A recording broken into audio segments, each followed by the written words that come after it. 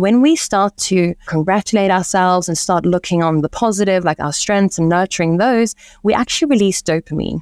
Now, dopamine is involved in reward-based learning. So if you release dopamine because you feel good, the brain is going to learn what you did so that it can do that again. You don't release dopamine when you're berating yourself. How many times has someone not eaten the cookie again because they berated themselves for eating it in the first place? Never, right? So you have to congratulate yourself and focus on how amazing you are doing because you did something else. Maybe you ate vegetables and fruit. I know we can have a conversation about that. I feel triggered right now. I did that on purpose, just for you. Well played. You're listening to The Human Upgrade with Dave Asprey. You're listening to The Human Upgrade with Dave Asprey. Today's episode is all about tools that let you more quickly rewire your brain and make better decisions. And who's going to teach us how to do that today? Is it some crazy Tibetan monk? No, actually. It is a renowned neuroscientist named Nicole Vignola.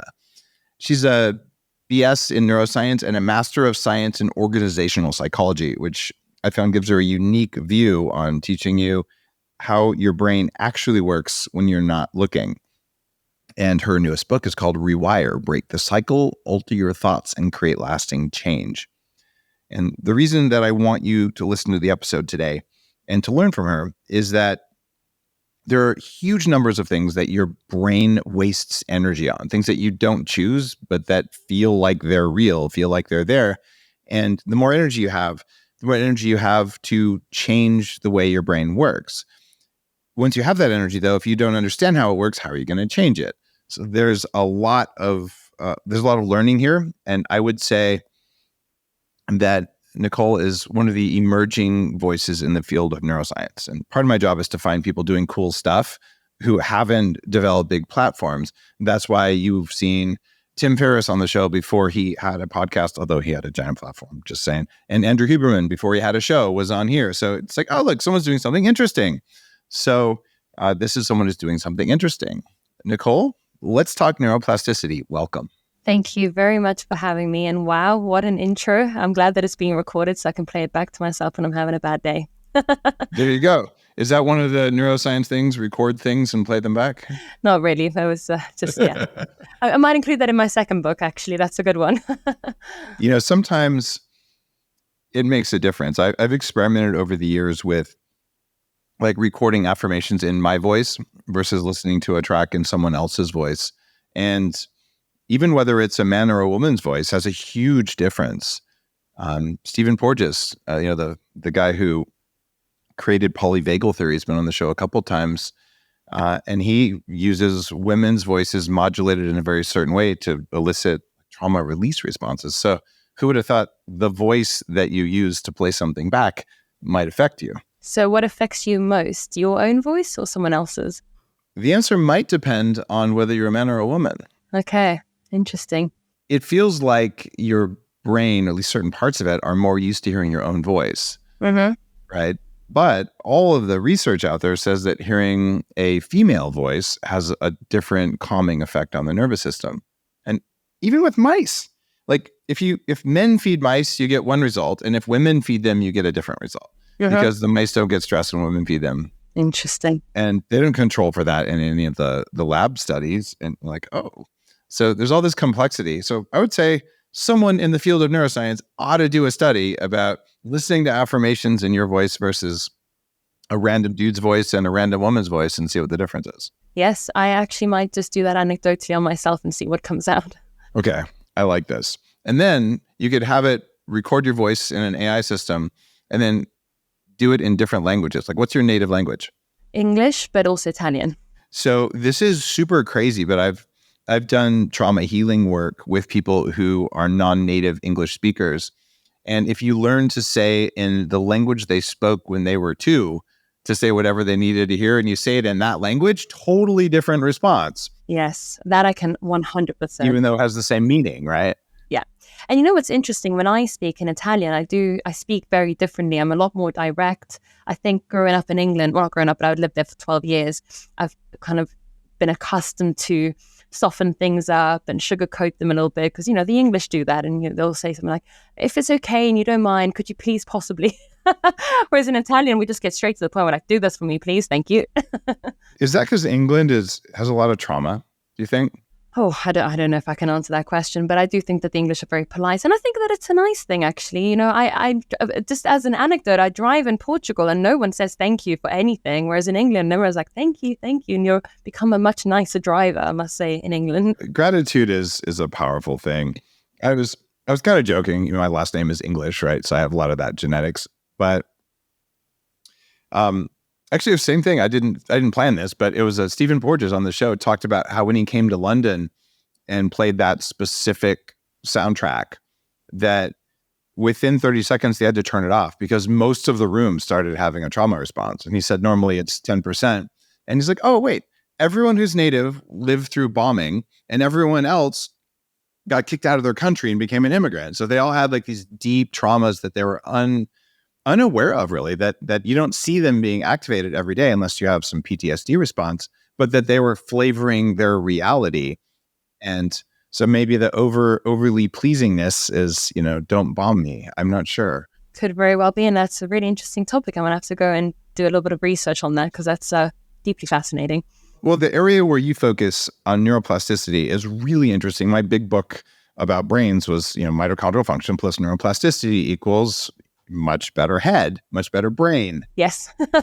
But neuroplasticity in the context of healing or just overall personal development or consciousness expansion, if you can turn on neuroplasticity via any means necessary and then go into a healing state, you can get the results of meditation in a lot less time. Exactly. So we'll talk later about potentially even pharmaceutical things. There's one that I'm doing at my digital neuroscience company that I want to run past you. But let's talk about your book now. Just walk me through neuroplasticity. I keep dropping this term, but some listeners may not even know what it is. So walk me through what it is and why I care about neuroplasticity. Yes, and I actually had a post go viral recently, and I realized that there's a big lack of understanding in neuroplasticity when it's being communicated to the general population. So I will actually rein it back quite a lot, just so that we can really get those fundamentals in. So you have neurons in your brain. You then have supporting neurons, astrocytes, glial cells, which help the neuron maintain cell survival and just support the neuron overall. Now, the neuron communicates via the axon, which is the sort of the arm that comes off of the cell body, and that is what communicates with other neurons in the vicinity. And these neurons can create long-term pathways or long pathways that are then communicated via white matter because it's maybe communicating from the visual cortex to the frontal cortex, etc. You also have dendrites, which are part of the neuron, which connect to other parts of other neurons as well. Now, we can't create new neurons, thus far that we know of anyway, in the neocortex, so the newest layer of the brain, so the cerebral cortex. There is speculation, and there is, depending on which scientist you ask, some will say it's been confirmed, others will be a bit more coy around answering this question. There is perhaps neurogenesis in two areas in the hippocampus. One is the subventricular zone, and the other one is the subgranular zone. We don't really know what the clinical relevance to that is yet. So I think that's why neuroscientists are being a little bit coy around answering that question, because we want to preserve neurons as much as possible so that we don't lead to neurodegenerative diseases. And I think to start discussing something like neurogenesis when there's a lack of understanding around health as a whole and how people can look after themselves starts to, I think, confuse the topic a little bit too much.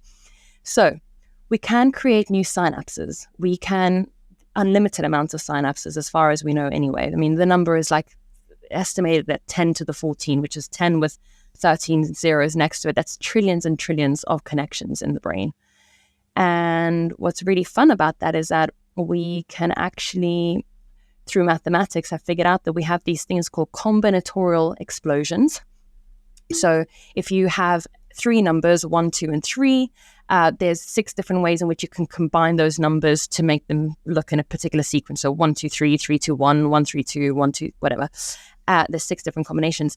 the more numbers you add, the bigger that number becomes. And if you have sort of 30 numbers, for example, there's, I think, 7 billion. I can't remember the exact number off the top of my head, but I'll have to double check then. Combinations. And that's kind of how learning works and how synapses work. So when we're learning new things, we're just adding more information to this pool of data that we have about how the world works. And I just want people to understand that we can create new synapses, we can create new pathways, we can undo pathways, we can undo bad habits, etc. But as far as we know, neurodegeneration is pretty dire because we can't regenerate the cell of the neuron. I think there's a breakthrough coming through in that field. A guy who's a friend who's been on the show a couple of times, Paul Stamets, sort of the most well-known mushroom guy, has a new pharmaceutical company. I invested in it. And they found a combination of niacin, which is a B vitamin, and psilocybin and lion's mane mushroom, something I've had in the field of biohacking since the early days. It causes whole brain neuron regeneration or neuron creation, not just in the hippocampus and all. And so there's at least some evidence that we can do it under some circumstances, which means we might do it a lot more we just never noticed before, right? So I'm hopeful there. Yes, and that's nerve growth factor, BDNF, and things. And Eric Kandel, who won the Nobel Prize for saying no, we really can grow neurons, has been on the show. And man, he's doing something right in his 90s. His brain is still so sharp. So we see enough corner cases where people have everything intact. Did they save their neurons, or did they regenerate them? Or is it more that they didn't maybe even do either one? They just maintained the right axonal connections, the interconnectedness that made them intelligent. Do you know which one that is? Well, I was going to say, speculating, I would imagine that if you live a healthy lifestyle, and this is just me sort of, again, speculating, if you live a healthy lifestyle and you may be able to regenerate neurons, and ideally your lifestyle supports the fact that you are either regenerating or maintaining more than what you're losing, or that naturally you'll be losing some. So, for example, we lose about 3 to 10% of our dopaminergic neurons with every decade. That is why my 6-year-old mother doesn't have motivation to want to exercise. And I'm like, of course you don't, because you haven't exercised for 30 years. And then to try and get you to exercise now is even harder. But we can mitigate the amount of loss of these dopaminergic neurons according to our lifestyle. So it might be closer to a 3% decline with every decade versus 10% or more because you're drinking every week and smoking and whatever. I can list all of the things you shouldn't be doing, but I think everybody pretty much knows, especially after listening to your podcast. What about a vegan diet? Is that good for the brain or bad for the brain? I don't know enough, but I've got to tell you, Dave, I eat meat. I eat meat. Well, you sure look pretty smart and healthy, so therefore it's working. Thank you very much. I don't know enough about the arguments between veganism and carnivore, but for me, it makes sense that I would eat. Eat meat. I don't know that either one is the right solution, but generally speaking, be cautious of plants. Know what you're getting, and get enough meat. Seems like a really good algorithm.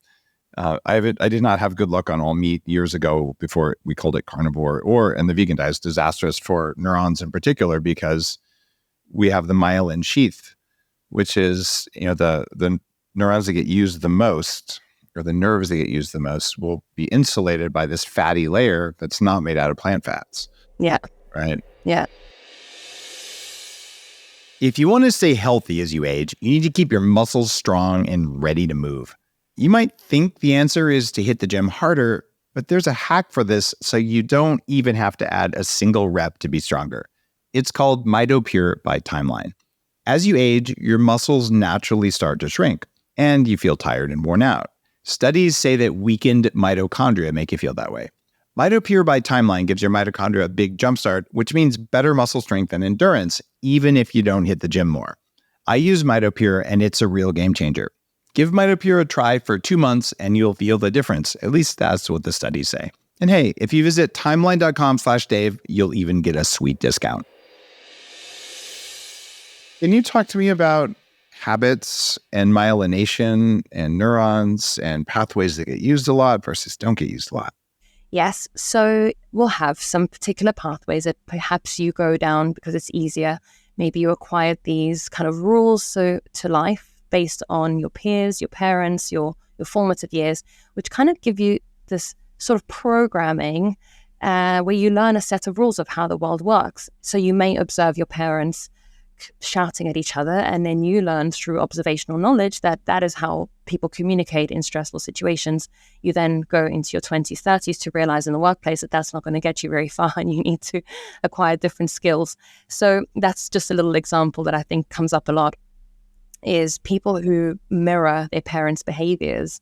Another classic one is abusive relationships, where people know that it's, morally incorrect, but that is what is familiar to the brain. Now, the conscious brain, of course, has morals, but on a neuroanatomical level, neurons that communicate with one another don't have a moral compass that says, hey, guys, we shouldn't be doing this. If that pathway has been ingrained and strengthened and solidified, that's the route that's more traveled. That's the easiest route to take. And that is why people repeat patterns of abuse in their adult life, even though they know that it's incorrect. Until you get the help you deserve to change these patterns, you will, what's that famous saying by Carl Jung, till you make the unconscious conscious, it'll drive your life and you'll call it fate, something like that. And I love that quote because it's true. And we'll kind of sort of say and blame our maybe circumstances, etc. But the wonderful thing about neuroplasticity, as you know, Dave, is that we can change these pathways. We can essentially become who we want to be. And what neuroscience tells us is that there's a couple of prerequisites for this to happen. Now, there needs to be attention involved in adult change. So Michael Merzenich is one of the leading neuroplasticity sort of researchers, and he did a series of experiments where he saw that basically they did tactile discrimination on a barrel. And when individuals were not paying attention to this barrel and the sort of, there was sort of like bumps on the barrel, when they were engaged in something else, they weren't creating any plastic change in the brain. When they started paying attention to and discriminating between the different sizes at which intervals these sort of grooves were hitting the finger, they were seeing plastic activity in the brain. And what they realized is that we need norepinephrine, which sort of activates the neurons, and we need acetylcholine. Acetylcholine is essentially a cone-like spotlight that tells you what is important. So you're looking at me right now, but there are things in my periphery, but your brain is telling you that I'm important, I hope anyway. But you could focus your attention to the drum set behind me on the side or whatever it is, and I could focus my attention onto your background or maybe sounds in your periphery. We can direct this attention to something specific. So we have to tell the brain what is important, because if you're going through life, you've got a French tape on in the background, your brain is not going to tell you that this is important and you need to learn French. You have to actually pay attention to the words, because we have this reticular activating system that filters out things that are not important in your periphery. I got really interested in that system because I had to do a lot of brain retraining. I used to have Asperger's syndrome. So that meant to get over it, I had to fix my mitochondria, fix my neurons and the myelin sheath, and then reprogram a lot of the patterns in the brain, including vision. So when I started doing vision retraining, I found out I only saw kind of a tunnel vision. I had never turned on my peripheral vision. And when I started doing exercises to turn it on, it took somewhere between 3 and 6 months. And I was just so tired all the time because my brain was growing, because I had to learn to see all this stuff out here that I just had never bothered paying attention to as my brain was evolving as a young child. Yeah, I'm glad you said that, because to make these changes, it does take effort. It takes cognitive energy. The mitochondria that are producing energy have to work to create these new pathways and conduct new action potentials and new communications and new synaptogenesis. So there's a lot of work, for lack of a better term, going on in the brain to create these new pathways. And that is why when you're tired, stressed, something mildly inconveniencing comes into your day, you can revert back to what is automatic, back to those old patterns. And that's why, making sure that and I've got a section in the book that I called sort of pushing through the boundaries. You have to push through that boundary of discomfort, the resistance, because it's a lot of work. I found that on the days when I would do that heavy brain retraining, just in my visual processing system, I was kind of an asshole for the rest of the day. I was really short-tempered. What was going on there? Yes, so we call that vigilance decrement. So you have a finite amount of resources that your brain can allocate to particular things. This is my area of research, and I essentially called it mental currency. So you've got a bank of energy, and what are you giving it away to? You were giving it away to something for a good cause, retraining yourself, but people are mindlessly scrolling on social media for hours on end, arguing in the comments section, but giving it away to things that don't matter. And then how much currency do you have left for the things that you want to do? So your cup or your currency was essentially depleted. So by the end of the day, you didn't have much to give. That's where the irritability comes in. It's just essentially the metabolic organelles are depleted in a sense. I think it was in Headstrong in my brain book. I talked about willpower, and I found a couple studies that showed mitochondrial sufficiency drove willpower, which just makes sense, but it's nice to have a study confirming what makes sense. Yeah. And so if your mitochondria are depleted because you were focusing or learning or doing something, you're going to have less willpower when you're done. And less willpower means less willpower to act with kindness instead of being snappy when you've been taxing your brain. How much of the rudeness that we see in the world and people just being reactive, how much of that do you think is coming from weak mitochondria versus neuroplasticity issues? Probably a bit of both. I mean, I would say it's a combination. I think it's bad patterns that people have acquired. There's really interesting research by a woman called Dr. Susan Greenfield. I highly doubt you'll ever get her on a podcast because she's just not in the media.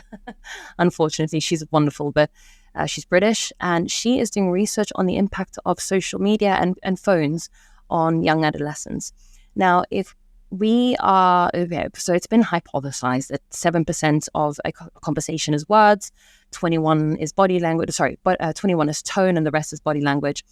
There's some nuance there because you can pick up tone through phones, and obviously times have changed since they've sort of stipulated what these numbers were. But what she's basically saying is that we're able to say whatever we want through a phone, because I can tell you whatever I want about you and you're not going to be able to say anything back, or I'm not going to get a punch in the face because I can get away with it. You're on the other side of the world. So we're unlearning to communicate effectively, especially in mildly stressful situations. So disagreements, which debating and disagreeing with someone with, diplomacy is a skill. And if we're losing that because we can say whatever we want to each other on our phones and raise our cortisol levels, raise our stress, blow up, block somebody, then when we translate that into everyday life, we're diminishing that response. Now, you couple that with someone's patterns of behavior that they acquired from their families, or maybe they've got trauma, maybe they've got circumstantial issues, maybe socioeconomic factors in whatever environment they grew up, coupled with, mitochondrial dysfunction. You've got a recipe for disaster when it comes to being able to conduct yourself in everyday life. Makes a lot of sense. I know that at the times when my mitochondria were weakest, usually from either stress or quite often from mold toxins that directly inhibit mitochondrial membrane potential, I sure could act like a jerk. It happens. And then, when you've had a good meal and, you're just feeling good, it's really easy to have patience. So the idea that for me that patience wasn't about my morality or ethics, but patience was about the performance of my subcellular organelles, it was kind of freeing, because it means if you screw up, you're like, look, I did my best, but I didn't have enough power at the time. So, that's what my body does. Maybe I should make sure I have more power, like more electrical power. And then it seems to be easier. Yeah, I like that. And I think that really aligns with the message that I've been sort of conveying in Rewires, that you've got to have the hardware in good functioning order so that you can make upgrades to the software, so that you can stop being so, short-tempered and reactive. But you also need to be looking after the hardware component, the mitochondria, so that you can then, change or improve. Why can't you just try harder? In what sense? That if you wanted to improve, just put more effort into it.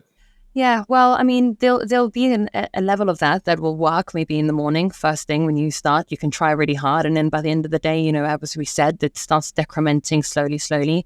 Now, when we wake up, the first 8 hours of our circadian cycle, and hopefully people's circadian cycles are aligned with day-night structures.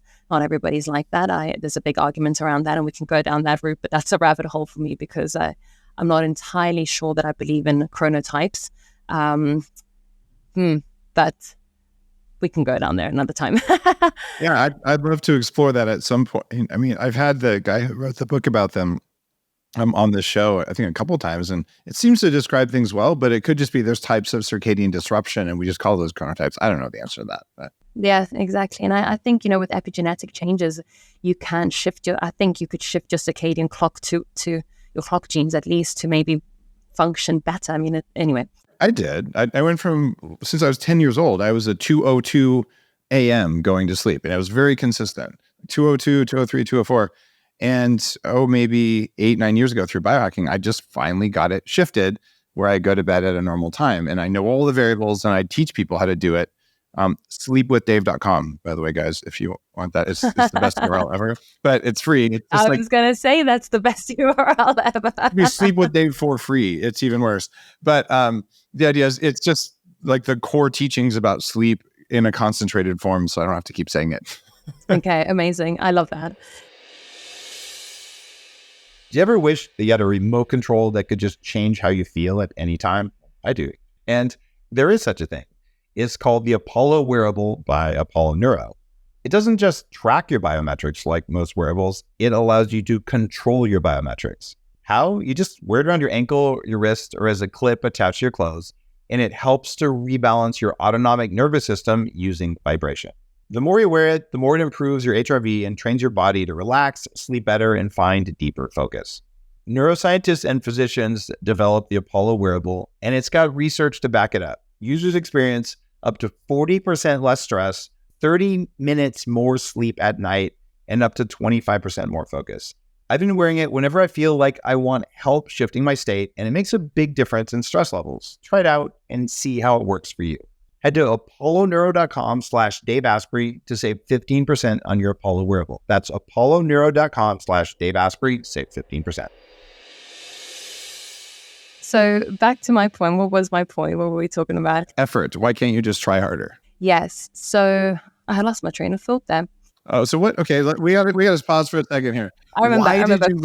Why did you lose your train of thought? Like, what happened in there? Because I'm excited. I'm having a really good time, and sometimes, I don't know, trajectory. But I must say, it is 4:00 for me in the afternoon, and I am a 6 a.m. kind of girl. So this is my peak sort of down trajectory. Okay, so you're a little tired. I'm a little bit tired. Okay. I actually love that answer because the teaching here for everyone is if you forget what your brain is doing, there's a reason, right? You probably don't know what it is. And I had such bad problems with this in my 20s that it was happening like 100 times a day that I got really militant about it. Now, if something like that happens to me, there's a little process goes, I wonder what I did to cause that. I'm like, oh yeah, I slept 4 hours last night. Well, I deserve that. Right. That actually brings me back to my point, which is the point that I now remembered, is that the first 8 hours of your circadian rhythm is you're higher in dopamine and you've got higher levels of dopamine, higher levels of norepinephrine. Now, in the second 8 hours of your day, you're more serotonergic because serotonin, melatonin, sleep. And that is why we tend to be a little bit more irritable in the evening. We're more emotional. Serotonin has, emotional regulation and can also make you feel a bit more warm and fuzzy, if you will. I always say that, trying to adopt habits that are calmer, less metabolically sort of demanding. And I got scrutinized online because I said something like meditation is better in the evening than the morning if you're trying to adopt it as a habit versus running. Did the yogi people try to bully you? Because yoga bullies are the best. I don't know if they were yogis, but they were, yeah, I mean, the internet is an interesting place, right? We can go on about that for ages. But, factually speaking, running is going to take up more energy from you than something like meditation. Let's just be honest. That is the fact. But anyway, so in those first 8 hours, you have higher levels of norepinephrine, dopamine. So you're going to be more energetic, more ready to sort of conquer the day. And again, that might change for some people. I'd like to do a little bit more in-depth research on that. But generally speaking, at this time, for me, I've been up for, a few hours now. This is me going down. This is where I start doing things that are a bit more nurturing. I cook, I take, my dogs for a walk, etc. So yeah. I think that that's why people will tend to lose that kind of ability to be nicer by the end of the day. Okay, just because we're depleting ourselves, depleting our willpower, our mitochondria. Yeah, and I don't think we're helping ourselves by not putting in strategic breaks in place. If you don't take a mental break, your brain's going to take one for you, and it will be at the time where you need to hold, a bit of poise when answering somebody.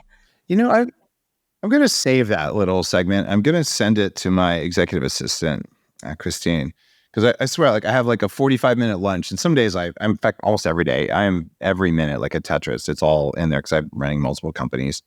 And I'm okay. I have 45 minutes. That's my mental break. And she'll call me to like talk about calendaring, and I'm like, I'm gonna just put my face on the grill right now because I actually just needed to not think, right? And especially thinking about scheduling shit. Like that's the most horrible thing for me. The worst. Yeah. Okay. So why, for me, is scheduling things harder than like writing a new algorithm for consciousness or something? Like, what would make a certain brain hate calendars? It depends on who you are. I mean, I like scheduling. So you're a masochist? Yes, to some degree. Yes. It makes me feel good when everything's color blocked in my diary. And I'm like, that's really sexy, actually. Okay. I'm with you there. I just don't want to be the one who does it. It's like, I have a beautiful calendar, but if I had to like call all the people like, can you meet now? I can do 2 meetings. I can schedule 2 meetings a day, or I can conduct 8 of them. But I don't know why there's resistance. I've never been able to get to the bottom of that. Like, why is it so hard for me to do that, or for some people? And my assistant's amazing. Like she schedules like 20 meetings. I don't know how she does it. So is this like a brain wiring thing? Is this some kind of mental superpower? I think we all have positives, we all have strengths, and we all have weaknesses, and maybe scheduling is your weakness. And I don't think that you should try to change that. I think scheduling is pretty dire, to be honest. So embrace it. So you said something important about changing weaknesses versus focusing on strengths. When people come into 40 Years of Zen, which is my neuroscience brain upgrade EEG program, a lot of them are wired to, I want to deal with weakness, but we always encourage them maybe a little bit if it's a serious weakness, but like focus on the stuff where you just totally are amazing. What neuroscience supports the idea that you should focus on your strengths instead of filling in your weaknesses? Well, we tend to have a negativity bias. So let's use smoking as an example. You're trying to stop smoking and you smoke a pack a day. That's 20 in a pack, right? And now you cut down to, I don't know, maybe 2 a day. What tends to happen is people will berate themselves for the fact that they're still smoking 2 a day. They won't count the fact that they're smoking 18 less per day, which in a month is, I'm not very good at maths, but 18 times 30 is a lot. It's like 400 and something. That's a lot of cigarettes that you've now cut down on, but people will still focus on the fact that they still suck and they're not there yet. And that's kind of how we are with our weaknesses and our strengths. We tend to overlook the strengths and maybe ignore them and then focus on the negative. That keeps us stuck. When we start to sort of congratulate ourselves and start looking on the positive, like our strengths, and nurturing those, we actually release dopamine. Now, dopamine is involved in reward-based learning. So if you release dopamine because you feel good, the brain is going to learn what you did so that it can do that again. You don't release dopamine when you're berating yourself. How many times has someone not eaten the cookie again because they berated themselves for eating it in the first place? Never, right? So you have to congratulate yourself and focus on how amazing you are doing because you did something else. Maybe you ate vegetables and fruit. I know we can have a conversation about that, but I'm just using that as an example. Like maybe you... I feel triggered right now. Just I did that on purpose for you. Well played. No, so you could congratulate yourself for having the willpower and not having one at lunch, and it's just simple things like that. So the weaknesses are always going to be there, and I think if we keep focusing on them, we're paying too much of this mental currency to them. Unless they're really bad, change them. If they're not very bad, then just focus on what's good in your life and make that sort of superhuman. What is it? Human upgrade. There you go. I like that. Make it the best that it can absolutely be, because we're going to have some little things. And to be honest, I even like my weaknesses at times. I lose everything, and that's just who I am now. So yeah, developing a practice of gratitude and forgiveness of yourself goes a long way towards just turning off those voices. And that's really the first part of your book is like, how do we turn off the thoughts? Dr. Daniel Amen, who's a good friend, fellow neuroscientist or psychiatrist, talks about ants, automatic negative thoughts. And I'm on his board of directors, and I'm really grateful for his work educating me when I was in my 20s.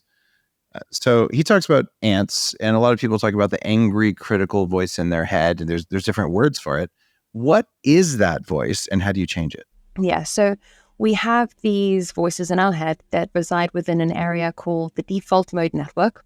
Now, the default mode network is a network of brain areas, as the name says, that is your default mode of thinking, your idling state. What are you thinking about when you're not thinking about anything? Generally speaking, those thoughts will arise when you are not in the network that you're in now, which will be a central executive function. So you're paying attention to me, but it'll be more when you're sort of washing the dishes, folding your clothes, and just doing mundane things like walking, maybe driving. For some people, that default mode network has autocorrelated with negative self-referential information. So it may have stronger connections to the amygdala, or it may be exacerbated with negative thinking, ruminative type thinking. The problem is that the thoughts in this default mode network, they don't really have a beginning and an end. They're spontaneous. And it's the reason why sometimes you're washing the dishes and you have this idea. You're like, oh, yes, I've got the answer. I know what I'm going to do. That's the same thing, but with negative thinking, right? And the problem is that there's no real narrative to these thoughts. They run seemingly incoherently in the mind, and they can exacerbate feelings of, negative thoughts and negative feelings and emotions. So one way that we can interject that is to start generating words. So when you generate a word and you start putting a sentence to it, you use more of the frontal cortex, the medial prefrontal cortex to be exact, and that snaps you out of that default mode type thinking. Because as soon as you have to explain how you feel, you'll find that people generally struggle to do that. And it actually either means that you didn't feel like that at all, or that the feeling wasn't as bad as you made it out in your own head. I don't know if you can resonate with that. I definitely can. I used to have a very, very mean voice in my head. You get like all the criticism and anger and shame and all that stuff that gets mixed up in there. A lot of people who've experienced bullying get that, or just, even normal parenting where you say, oh, my childhood was pretty good. Be like, yeah, well, there's times when even the best parents are just, they've had enough. And frankly, when you're 2, you act like a little asshole a lot of the time because you don't know better, right? So it's always a game of like, how much energy and patience do parents have versus how much energy, which children have more of, and patience, which they have none of, right? And so there's always going to be, even in the best possible scenario, times when you got yelled at. So that can evolve over time into that pretty harsh voice. And when I sit back now, I don't have a voice in my head the vast majority of the time, like good or bad. Okay. But that's taken 6 months of electrodes glued to my head doing advanced meditation work to sort of silence that. Well, that is a good point you make. And that was what I was going to bring this point to, is that in this default mode network, it can also be hyperactive in the sense that it's more creative. And it's kind of the way that I describe it. It's a bit of a garden. If you don't tend to this garden and you let it overgrow with weeds and you kind of ignore it, you're like, I don't want to sit with my own thoughts. I'm just going to, push it away. It overgrows, and it's a place that you don't want to go to. If you meditate and you spend time in this place and you nurture this place, obviously being the default mode network, and you plant the seeds and you water the garden and you pull out the weeds, you have a place that is wonderful. I don't have those negative thoughts. I used to have a negative voice in my head that repeated a particular narrative. And as you said, when you said that, I thought, what? I don't think I have a good or bad voice either. I just have thoughts. I'm thinking about stuff, but there's no real narrative in my head. But I spent a lot of time taking care of it, meditating, going to yoga, and doing all, different practices to see what worked for me. Breath work, spending time alone, going for walks, exercising. Those are all forms of meditation to some degree. And then you've got layers to it where you actually meditate, So I looked after that area of my brain so that I could sift out those thoughts.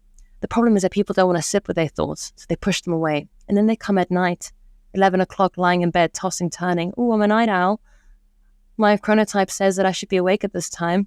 No, you just haven't sat with your thoughts, and now you're digesting them all in one place. It seems like there's some correlation with your age and what happens. With age comes wisdom. Mm-hmm. So I'm guessing you're 30s? Yeah, 32. 32, okay. I was hoping you were going to say 20s. I'm not going to lie. It's always dangerous to guess, but I have Zoom filters to save me if I guess wrong. So there we go. So 32 is actually pretty young to have worked on the voice in your head. And I'm seeing something really encouraging. And for Generation Xers, there wasn't a lot of work that would happen until you were 30. You might start paying attention to this stuff.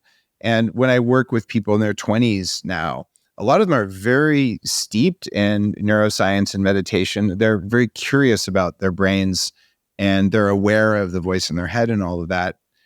So I'm really encouraged that we're starting to do the work at a younger and younger age. Yeah. So there are a good number of relatively conscious people in their 30s.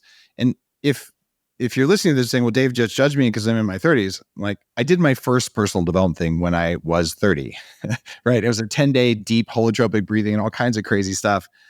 And it took about 10 years of deep work to really get my stuff where I wanted it to go. So if you're 25 and you get started now, and we have all the tech available now that wasn't available when I was 30, like, your speed of progression towards being just a kinder, more conscious person, it can be dramatic because you're more neuroplastic when you're young, right? Yeah. And I do think that things are changing. I mean, from what I've seen anyway, it does appear that, well, firstly, I think social media is a wonderful thing. I don't have a bad relationship with it because I follow people like you. I follow other scientists and people that educate me all of the time. So for me, I'm learning a lot on social media. And I do believe that younger generations are able to now have access to this information that you wouldn't have had. And I, probably had a little bit later or you know what I'm trying to say. Yeah. We're starting to infiltrate this information into our everyday life. So we're becoming aware of it and we can make these changes. We're breaking these generational patterns of trauma. I come from an awful background. I mean, my parents were awful. I mean, if my mom's listening, I'm sorry and I love you, but my childhood was shit. It was freaking awful. One of the things that I've learned at 40 years of Zen, I like these really successful people who come in and go, my childhood was perfect. And I'm like, oh, this one's going to be a handful. Because let's face it, we're always programmed to think our parents were perfect because they have to be perfect when you're 3 years old. Otherwise, it's scary. And at a certain point, you realize, my parents did some good stuff. They did some bad stuff. There were times I had a lot of joy, times I had a lot of pain, and you're not reactive to any of it. But if you have a story that's like, it was hell or it was amazing, they're probably both a little bit dramatic. Right? Yes. I mean, mine was very bad. But you can say it with a smile. It's the people who go, it was really bad. So you can wrap yourself in either end of that and just be able to recognize that, there were some really bad parts and there were probably some good parts too, right? But it was predominantly not good. Great. But you're not reactive to it. Like, you can just talk about it. Yeah. And I wouldn't change it. If I could go back in time and do it all over, I probably would because it's got me to where I am today. So it's a sign of healing. Like, you've healed the trauma. And as you heal the trauma, the negative thoughts in your head go away, right? Yes, exactly. That's what I like really most about your book is that you talk about breaking the cycle of negative thought patterns, because I have been stuck in that. And it feels real and you believe all the thoughts and they cause biological reactions. And it's one of the things that inspired me. All of my content is written. If someone had told me this when I was 19, imagine how much less I would have suffered physically and emotionally and, all this stuff. And so if people just read the first part of your book about ditching the negative, do whatever it takes to have more positive voices in your head. And your segments in the book, okay, ditch the negative. And you talk about breath work. You talk about hobbies. You already mentioned strategic breaks. Yeah. And then you talk about shifting the narrative to be positive. What are the tools for making more of a positive voice in my head? It's different than stopping negative. I want to create positive. Give me the hack. Yes. So I've got a 7-step process. I'll obviously talk about a couple. One that I think is vitally important is definitely doing a spring clean on your social media. I don't get triggered by social media ever. I will see things that I disagree with and I'm like, okay, cool, whatever, that's fine. And I'll just crack on. But some people do. They get triggered by other people's bodies or what other people are saying. Get that out of your life. If it's triggering you, get it out of your life for now anyway. If it's causing you to think negatively about yourself because you have low self-worth and body shame, then get rid of those people that are making you feel like that, because it has a huge influence on how you portray yourself in the world. Secondly is visualization. So we can create a blueprint through thought alone about how we want to conduct ourselves in the world. Now, the research on visualization shows that it has to be paired with physical activity. So it's been used predominantly in athletic performance because the cerebellum then gets the functional connectivity between the cerebellum and the motor cortex improves. So when people talk about visualization or manifestation, it's generally too abstract. And some people have an amazing imagination and they can imagine themselves in the future being this particular person, and that's great. But a lot of people struggle with that, especially people that have aphantasia. It's an inability to actually imagine in your mind's eye a red apple, for example. So what you can do is actually, if you're trying to say adopt a running habit in the morning, you can visualize yourself the night before, waking up, not snoozing the alarm, putting on your shoes, putting on your clothes, probably clothes first, then shoes, whichever order you want to do it in. I'm not judging. Get out the door and go for the run. But you have to reinforce it with motor activity after you've done the visualization, because otherwise you've done it in vain, and that's just imagining. Okay. That's a good trick in order to do it. I like it a lot. Yeah, because, you know, people will be self-conscious in work environments. They've got a presentation or they've got a speech to give or whatever it is, or they've got a review with their boss. You can visualize yourself being calm under pressure, and it can work so that you can actually then have those sort of difficult conversations in a way that you've practiced. Now, the other step I have is preparing for setbacks. So we spoke about it earlier, you know, by the end of the day, you're a bit tired, things start cropping up, you start getting irritable. Preparing for setbacks means that you are prepared for when those things arise. So I spoke about Michael Phelps. In 2008, he broke the world record in the Beijing Olympics. He won 8 golds. And in the 200-meter fly, his goggles, they sort of opened up and they got filled up with water. And he still won the race. And when they had the interview with him and his coach at the end of the race, they said, we were prepared for every single thing that could go wrong. So we knew that his goggles could get filled with water. We knew that they could come off and he'd have to swim blind. So he knew exactly how many strokes to take before he had to tumble turn and then swim the rest of the race and win. And he did, which is remarkable. Now, many people will say, well, what if I start preparing for setbacks and it turns into a rumination, or I'm just over catastrophizing? When you're doing that as a goal-directed activity, you're engaging the logical centers of your brain. So it's a goal-directed outcome. It's a solution-based activity that tells you what you could do. So one example is maybe you have a personal trainer and perhaps they cancel on you. And the usual thing that happens is people go, oh, cool, I guess I won't work out today. That's my excuse. No, prepare for that setback and have a workout planned ready for you to do at home. Even if it's 20 squats and 50 press-ups, at least you've done something. Wow. I was thinking you were going to say just have a cheesecake ready. Yeah. So you could just go straight for, okay. I like your answer better. Actually, I don't. I like my answer better. Cheesecake after. Do you eat cheesecake? Actually, I don't, because, well, the gluten and dairy, there's that. Okay, but I was you can make curious. one with collagen and butter, and you can do pretty close. Okay, fine. Now, I want to talk about the second, or I guess the third part of your book, where you talk about boosting the positive using neuroscience. And that brings to mind a question. Earlier, we talked about healing traumas. What does healing trauma do to your synapses, or synapses, as you would pronounce it over there? Yes, it's the English and British, English and American spelling is, yeah, I just wish we would all agreed on something since we're all speaking the same thing, right? But anywho's, so from my understanding, you're essentially reprogramming, if you will, your memory centers with your emotional centers. So when you see something, does it now trigger an emotional response? So you're diminishing, the emotional friction that a particular memory has on your life. So I can talk about my past and it doesn't trigger anything within me because I've worked through it. I've reprogrammed my understanding of what that memory means to me through different ways that the memory centers will communicate with the emotional centers, and whether there's a trigger involved.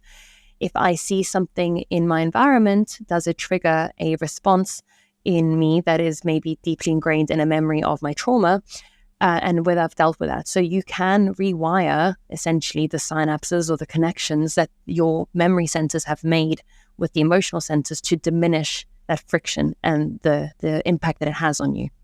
If you get rid of the traumatic pattern in your synapses, does boosting the positive, the way you talk about it in your book, does that regrow them? And given that we're so focused on fear and overemphasizing the negative, I'm assuming our synaptogenesis is the same way.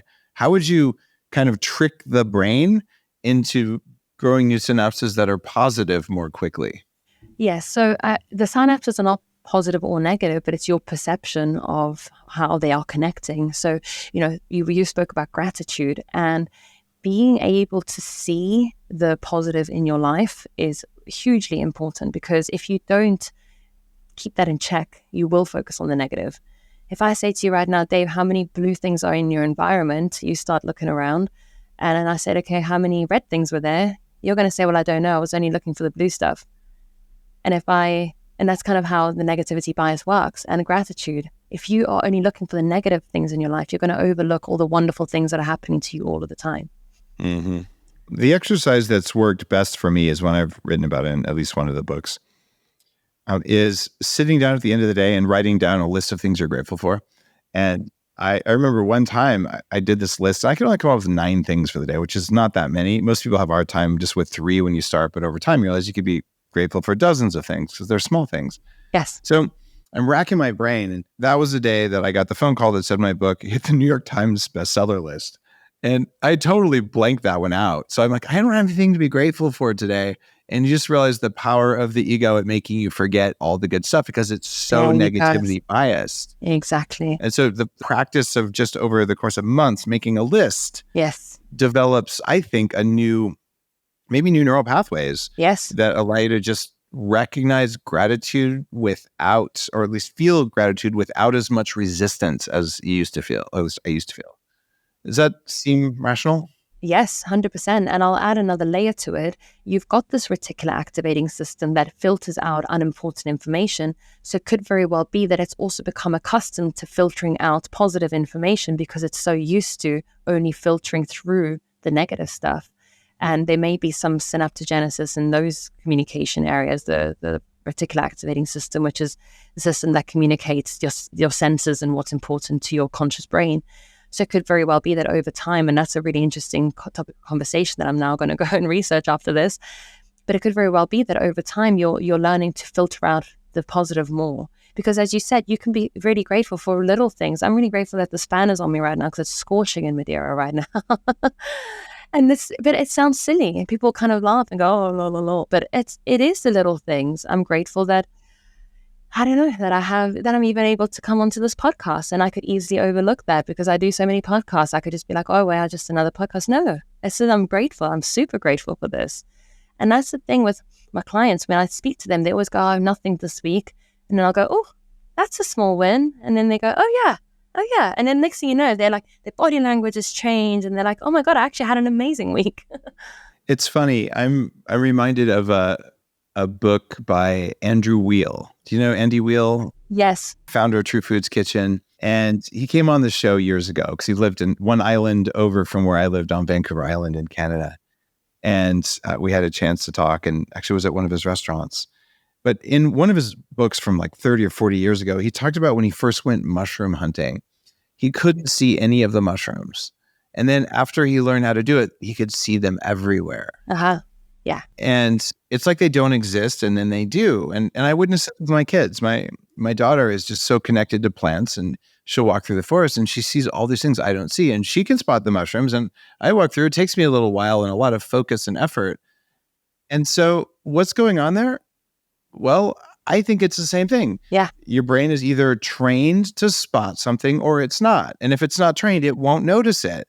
So the act of practicing gratitude on hundreds of tiny little seemingly stupid things every day, that teaches the brain to recognize things it can be grateful for. And so now there's no more resistance. And then you walk through the forest of your life and you can see the mushrooms.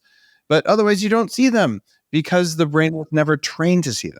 I love that. And I had goosebumps when you told that story because it kind of matched exactly what I was saying with a tangible example. So yeah, I think it's perfect. It's fascinating to me. And then I always go through it and go, what are the other things that I am not seeing right now? Because my brain isn't programmed to see them because they're probably there. Yeah. Right. And that starts to get very woo very quickly, like, the secret and the art of manifestation. I don't know that this is what's happening in those things, but learning to at least have full consciousness means you're able to perceive these things without resistance. Exactly. I love that. I love that a lot. And I think it's a valuable skill, very important skill. Now, some people have a hard time seeing the future, and they're very skeptical and resistant. Is that usually from trauma? I can't say for sure. Maybe it's also the way that they saw their parents interact in the world. Maybe you had a parent that was super anxious, worried about the future all the time, So I've just learned to be skeptical, because I worry. The studies show that skeptics on average die 2 years faster than non-skeptics. Okay. Actually, one study says 8 years sooner. Wow. Okay. The reason I'm worried is that there's guys like Peter Attia. He says he's into longevity, but in his book, he says, oh, we're not going to extend human lifespan. You can't do that. I know, because I was a fat surgeon. And I'm like, that sounds really skeptical and unhealed trauma to me. Right. And and then it's like, well, so the only thing you can do is overtrain and take statins and get vaccinated. I'm like, I think you can do a little bit more in the field of longevity, but it's clear there's a blindness to the mushrooms versus a curiosity towards, well, we don't know, but let's work on it, which is what I see in a lot of longevity things. So I'm trying to figure out, is this a trauma thing or a parenting thing, or, let's diagnose Peter Attia, because something's wrong there if you say you can't live longer, right? I'm going to give you a different perspective. You might not like it. Perhaps he knows that he's talking to common folk that may not understand, and he wants them to do the basics right. Maybe, because there are very few people who can maybe take on your level of information that you're providing and apply to their lives, because most people don't sleep 8 hours. They barely even drink water. I mean, we've been having this conversation for an hour and I've drunk a little bit of water, but most people don't drink any water. They don't even hydrate efficiently, let alone sleep and exercise and eat correctly. So maybe he's just catering to that demographic. There's a lot of work, and I'm a fan of catering people where they are. I just don't want to tell them it's impossible to do something that we're actually doing. That always feels disingenuous to me. And I see other longevity docs out there saying, well, we're not sure, but 120, well, at least we've seen that. And so I'm sort of like, where does that's impossible, that's skeptical? And so I've gone through history, and I mean, even Einstein, 5 years before we had nuclear power, he's like, we will not be able to harness the power of the atom to make electricity. I'm like, oh, JP Morgan's banker saying, man will never fly in machines. And the next year, the Wright brothers did it. So I'm the guy who makes the future and invents and stuff and all that. Yeah, I guess also scientists are trained to maybe speak with more, what's the word? Caution. Fear, yeah. Yeah, I would say caution, because I guess there's a level of integrity maybe that they're having to uphold. I don't know. Do you think that's integrity? I think it's self-serving interest. Here's the most toxic words a scientist can ever say. More research is needed. You're like, dude, you just came up with new knowledge and you demonstrated something, which means now that's probably a better course than what we knew before. And you can just do that with statistics. Before it was a coin flip, now we have more information. So let's tilt our behavior towards that until we learn something else. But instead of making recommendations, they say, can I have more money? Which is the same as saying more research is needed. And can I protect my tenure? So I'm calling on scientists, even like you, say, well, write a freaking book about what you discovered. Yeah. Share it with the world. Let's start moving in the direction of what we've learned and learn more and just continue course correcting. Because it kind of pisses me off. Maybe this is my own trauma, where I'm like, we can't keep doing nothing for 100 years as more research is needed, because doing nothing equals crap. Right. So there's something broken in our cycle of feedback for human evolution. And I'm working, how do we fix that? Any ideas? Well, I was going to go back to the observational knowledge of your parents. It could be as well that, you watched your parents behave a particular way. But I mean, it's a very big topic, and I know we're off in 5 minutes. But for example, I do believe that I think scientists sometimes, I think, are a little bit kind of aghast with communicating information to people that are not necessarily always going to take it on board. And you've been able to curate a very niche platform of people that will want to do that top 5%, that top 1%. And perhaps I believe that scientists are maybe catering to the ones that want to get to that maybe 10%. And then you've got medical doctors that are only catering to the people that want to stay not sick, not healthy, just not sick, you know? There are definitely spectrums of that. And I think no one wants to be sick. You got that for sure. Now, I know we're coming up on the end of the show, and I want to talk with you about longevity, because I've been working on this field for many, many years. And I want to know, if you could look and feel as good as you do now or better, how long would you want to live? 120, 150, as long as I'm good. I don't think I'd want to live forever, Dave. Me either. I just want to die at a time and by a method of my choosing. Yeah. That seems like more fun, but I'll say at least 180. But if I get bored along the way and I'm done, I'm done. I don't care. Like that, I'm done, right? I'm out. But I will say my mother-in-law is 63 this year, and she is smoking, and she smokes me a tennis every single week. And she has completely changed my view on aging. I mean, she does not look her age, whatever that means. But I now have a different perspective of what we're supposed to act and be like in our 60s. So for me, 60 doesn't even feel old.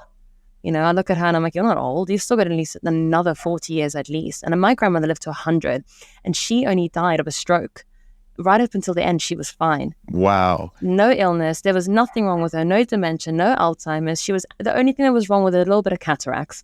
Right. And that's also a solvable problem too with the tech we have today. So I'm more hopeful than ever about aging. And one of the reasons I'm so into longevity is that if you live long enough, you're going to learn about neuroplasticity. You're going to learn about letting go of your triggers. You're going to gain wisdom. Yes. And if you still have your energy and you have wisdom, then you get to help a lot of other people along the way. And that's what makes humanity evolve more quickly, is having people who've lived through the pain, solved the problem, and then you don't have to go figure it out from scratch yourself because they're there to tell you about it. Yes. So I like your answer, 120, 150. I think 120 seems more reasonable, but thank you. It's already been done. So come on, like you just want to do as best as what we could do 100 years ago? Do you know what? I actually do think that I will get past 100 myself. I mean, my grandmother's sister lived to 108 and she was, again, fine. So you have the super centenarian genes most likely. So I like that. Yes. And my family's pretty healthy, you know. That helps. Your website, Nicole'sNeuroscience.com, where Yes. You've got your book, you've got all of your thoughts on all this stuff. And Yes. You're just getting going in your career helping people understand neuroscience.